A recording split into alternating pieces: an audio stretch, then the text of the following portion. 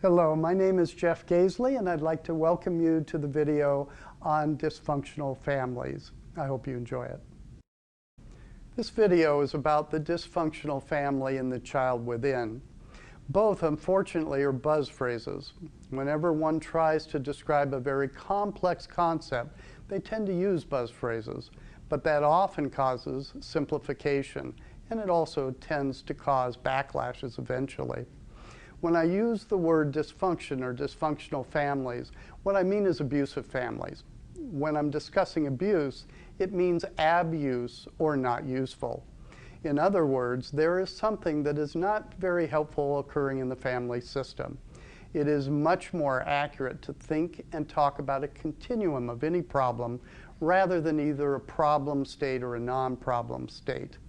Any family is going to be somewhat abusive or somewhat dysfunctional. Everyone could become a more sophisticated and quality parent, and that's the way that I would ask you to view this video. Historically, the whole idea of dysfunctional families emerged in the very early 1980s, and it came out of chemical dependence education. At first, the only person who was being treated was a chemically dependent person. And the theory was that if the staff would just fix them and return them to their environment, that things would be fine, which was a very naive and simplistic way to view the problem.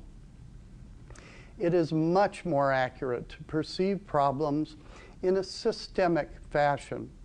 There are a number of people involved in any difficulty, and one can't take the person out of their milieu and expect to fix the problem, as if the problem was only inside of the individual.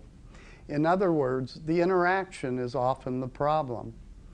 Eventually, treatment was broadened to include the codependent or the enabler, the person who was overly focused on the alcoholic, and began to address their being addicted or caring too much about that chemically addicted person. It took us several more years to realize if there were two very immature people who were over-involved with each other, their kids grew up in essentially what would be a parental power vacuum. And those children would become what's termed adult children of alcoholics or parentified kids.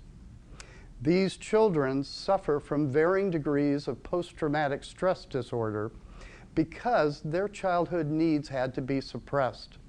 And only later would those childhood needs erupt in very often immature ways when they were adults. It was also realized that the families of alcoholics tended to operate under particular rules, some of which were stated outright, and most of which were understood silently by everyone in the family. When therapists began moving out of working with chemically dependent families and started to work or returned to work, as I did in the early 1980s, with families that were devoid of chemical addiction, who displayed regular family problems, they became startled by the similarity of the family rules. The family rules for so-called normal families, with problems very much the same as alcoholic families or chemically dependent families.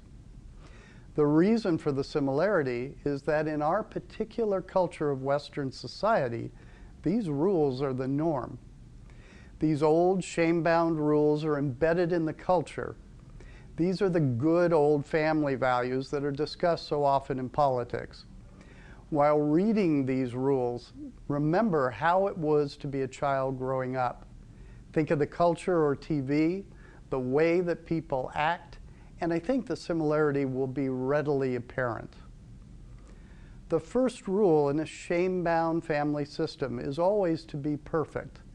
That always is just as crazy as the perfect part. No one who is human is consistent. It just simply cannot be done. All one can do is try to do the best they can. Intellectually, I think most people understand that. But what occurs in many dysfunctional families, for example, is a child under the age of 6 will drop their milk, and the parent will scream, "Why'd you do that?" That means that the parent subconsciously thinks that there was some intentional behavior of the child to misbehave, or that the child really can and should be perfect, which is a totally crazy thought. The child didn't wake up and decide, you know, it would be really nice to get yelled at this morning before I have my breakfast. I think I'll throw my milk on the table. Nobody does that. Our society tends to be riddled with perfection. A number of years ago, I was watching a Ball State, Indiana football game.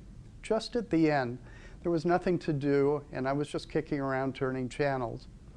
Ball State won, and two of the players came up to the camera and screamed, "We're number one, we're number one." And I am certain that I will die before Ball State is number one in football in this country. And there is no need for them to be number one. It is fine to simply be good or simply trying. The problem that this society has is that it doesn't value human beings for whom and what they are, which is fallible. Should people try to be as good as they can? Yes, absolutely. But people have got to be accepting about common human frailties.